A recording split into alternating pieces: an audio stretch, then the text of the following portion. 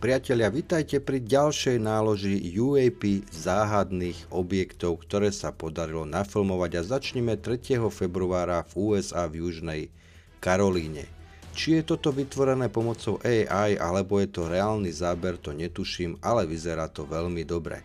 Čo si o tomto objekte myslíte vy? Ďalej tu máme 10. marec, rok 2026, Mexiko. Toto už vyzerá teda o dosť reálnejšie, pretože tu máme aj nejaký ten pohyb človeka, ktorému sa podarilo zachytiť tento UAP objekt visiaci v blízkosti. Vyzerá to tak, že nejakej miestnej hory alebo sopky.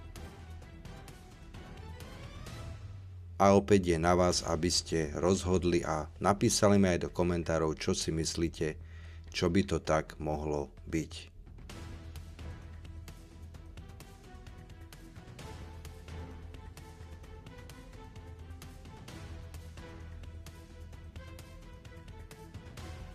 No a pozrieme sa takisto ďalej, a to 10. marec 2026, tentokrát európsky kontinent a Portugalsko.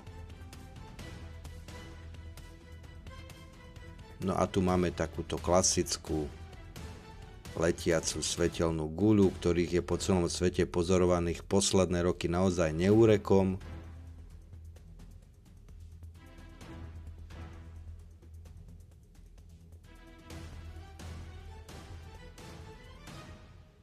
No a 13. marca 2026 sa podarilo natočiť v Kalifornii toto video.